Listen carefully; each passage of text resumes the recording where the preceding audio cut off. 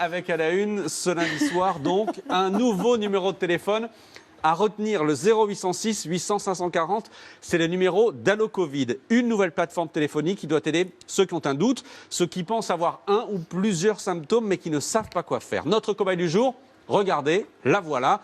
Anna Serena Mariani, notre journaliste, a testé ce nouveau service. Je précise qu'elle va très bien, mais pour les besoins du test, elle a dit qu'elle était malade et tout est allé très vite. Elle a menti. Bonjour, je suis votre assistant virtuel Allo Covid. Le questionnaire suivant a pour objectif, en 3 minutes, de vous orienter pour savoir quel comportement adopter en cas de symptômes du Covid-19. Êtes-vous prêt à débuter le questionnaire? Oui, Quel est votre âge? 27 ans. Êtes-vous dans l'impossibilité de manger ou boire depuis 24 heures ou plus? Oui, Quel est votre code postal? 75 006. Il vous faut appeler le service d'urgence du 15. Il a suffi d'une question. Vous n'arrivez plus à manger depuis 24 heures ou plus. Hop, appelez directement, immédiatement le 15. C'est ce que le robot lui dit. Un robot dopé à l'intelligence artificielle et qui peut recevoir 1000 appels simultanément. Pour les cas qui lui semblent suspects, il va poser toute une série de questions. Deuxième essai.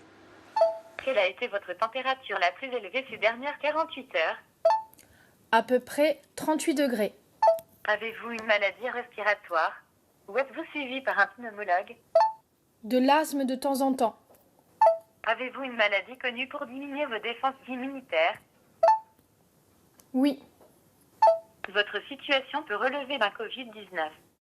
Votre situation peut relever d'un Covid-19. Alors à la fin de la conversation, le robot peut vous conseiller d'appeler le 15 ou d'appeler votre médecin habituel ou simplement de surveiller vos symptômes vous-même chez vous en restant confiné. C'est l'INSERM qui est à l'origine de ce projet. Allo Covid est un complément en fait à l'application de tracking qui pourrait voir le jour dans le futur. Là, on est vraiment dans le conseil et on est aussi dans l'aide pour les médecins parce que grâce aux appels téléphoniques, si on voit que les appels se concentrent sur telle ou telle ville, telle ou telle zone, on peut se dire que là, attention, il y a un foyer épidémique qui est en train d'apparaître. Le professeur Xavier Jouvin a mené le projet.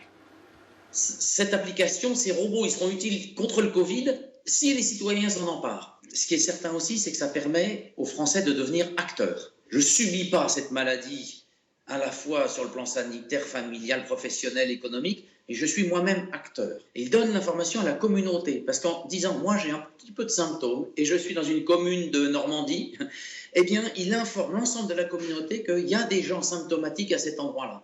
Et si on voit une augmentation rapide du nombre de cas dans une commune, lors par exemple du déconfinement, ça pourrait être très important de les détecter précocement, de manière à pouvoir ensuite avoir une action locale avant que ça se soit diffusé à beaucoup de gens dans le département. D'ailleurs, qu'est-ce qu'elles deviennent ces données? Alors ces données sont toutes centralisées dans notre unité INSERM et au bout de 7 jours, elles sont détruites, conformément aux recommandations. Tout est anonyme? Tout est anonyme, à peine les personnes ont téléphoné, le numéro de téléphone est détruit. Combien de temps il vous a fallu pour créer ce numéro? Alors, ça a été très vite. C'est une magnifique aventure et c'est vrai qu'on est tous très fiers d'avoir travaillé intensément pour pouvoir proposer aux Français quelque chose qui n'existe nulle part ailleurs.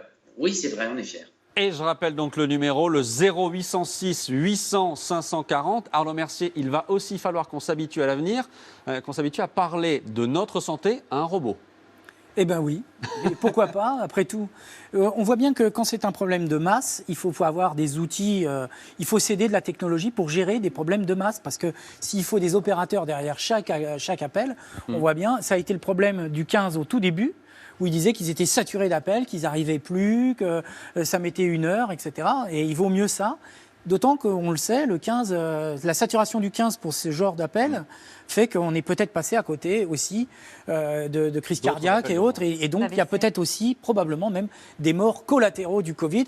C'est des gens qu'on aurait traités et qu'on aurait sauvés et qu'on n'a pas traités. Donc oui, il faut s'habituer aussi à ça.